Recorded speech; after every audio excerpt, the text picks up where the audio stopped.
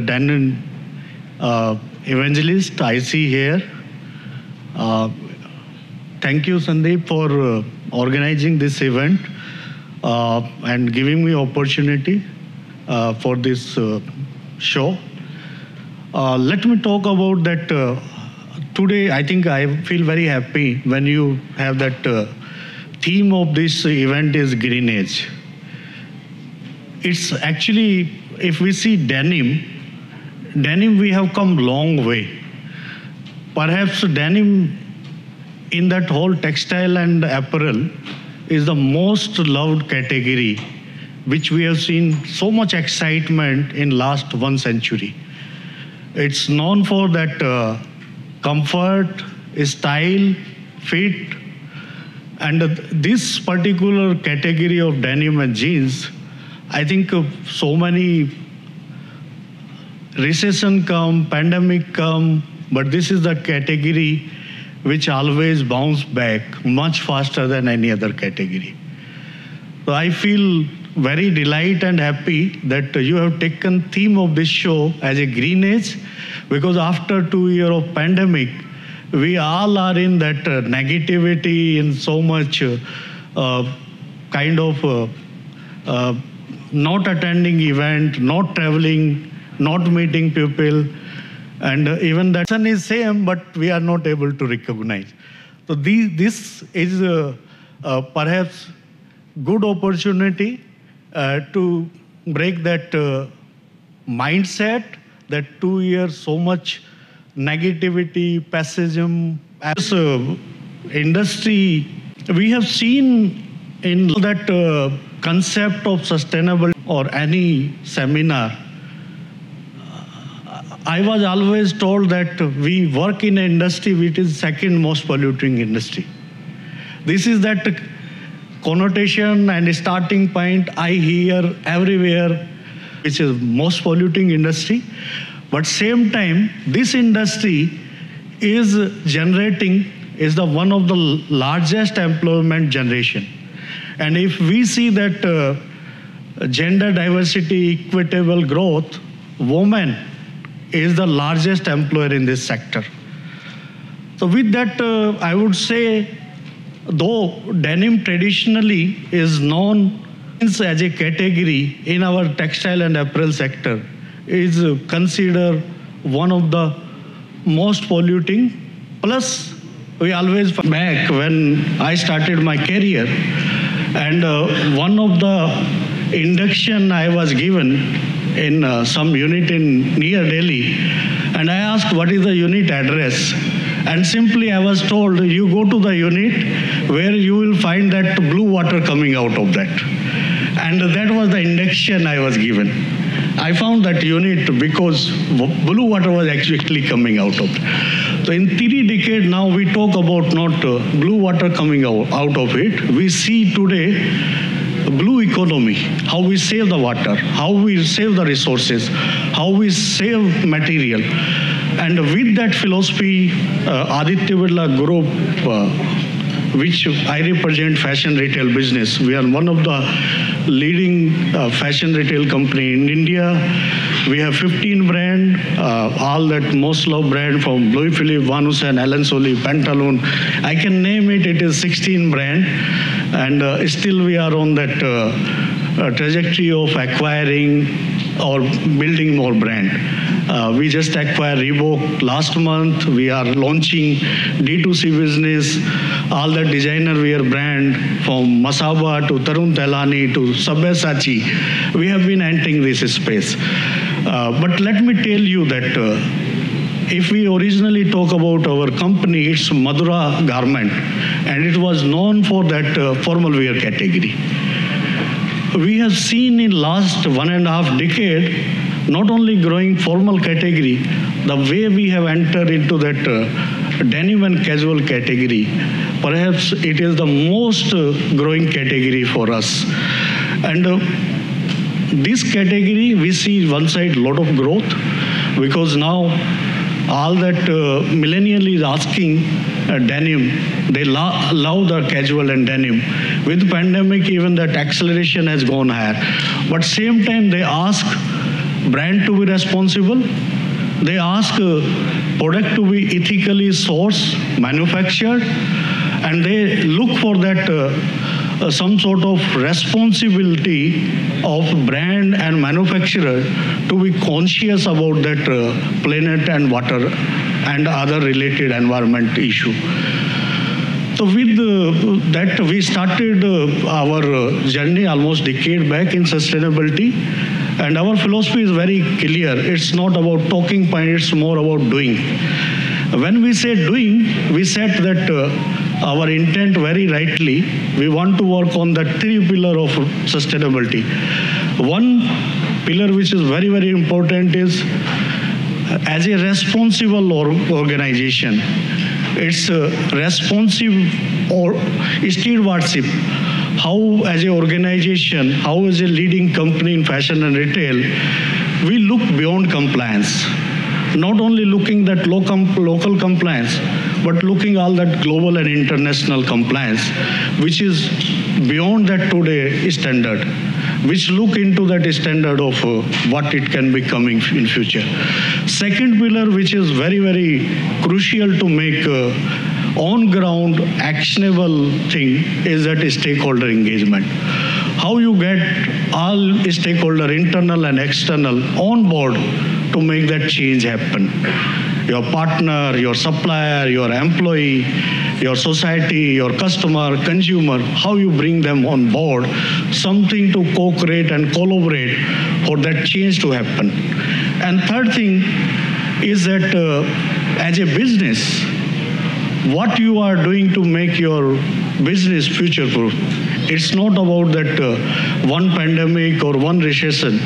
How you keep your business running, same spirit, one decade, 2030, when regulatory and standard are much more stringent.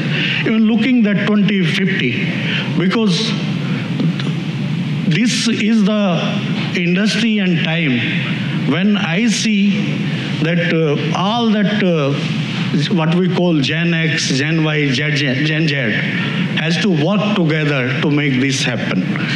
And with that, we started our journey of Re-Earth, which is our sustainability program. We started in 2012 with the vision we want to give back more, what we take from our ecosystem. 10 mission, we set up energy, water, waste, packaging, product, CSR, safety, like that. And focus was that how we bring resource efficiency, looking into all element of our supply chain, our brand and textile value chain, how we can bring resource efficiency. We set target for each mission, 2020 target we set. For example, we set target we want to save energy by 30%. We want to move to that renewable energy. I'm happy to say that not only we save 30% energy through our intervention, moving all that light from traditional light to LED light, working on that HVAC, AC and other equipment, which is much more efficient, which take less consumption of electricity. So if 100 unit was used, we were using 70 unit, 30 unit we save. And that not only save or move to that clean energy, but it save a lot of cost for us.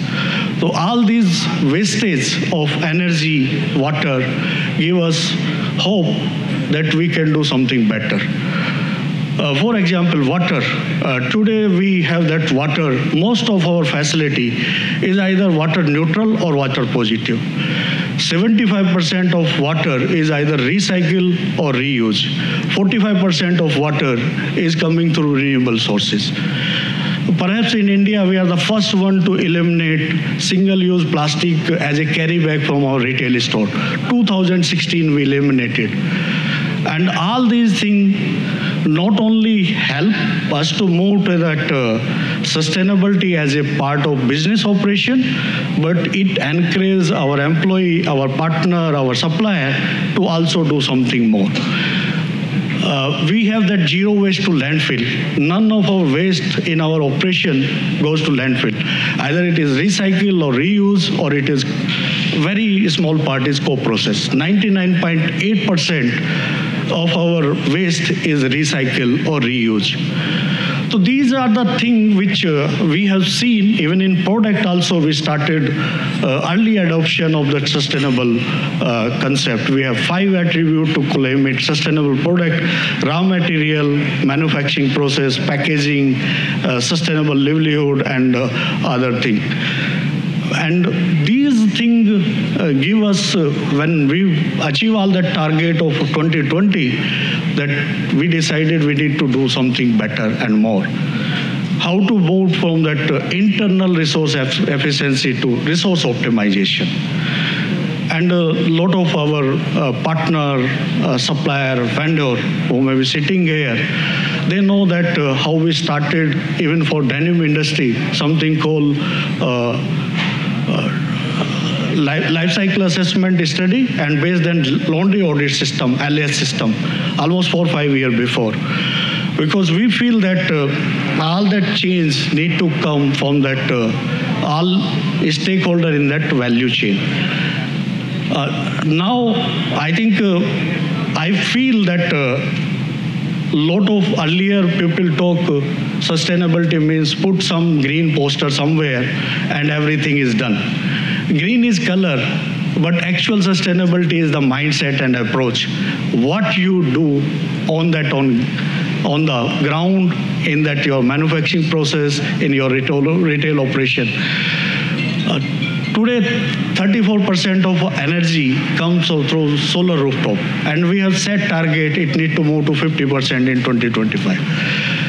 Our process-centric approach, now we are taking to product-centric approach. How we build sustainable product as a core of our operation and philosophy of it.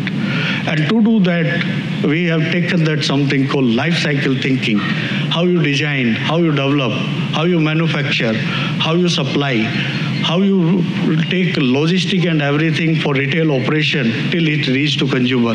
Because today, it's not that what we are doing is right, it's something what consumer is asking for it.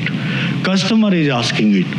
Investor is also looking for it. And we all, as a value chain partner, are equally responsible to make this systematic change.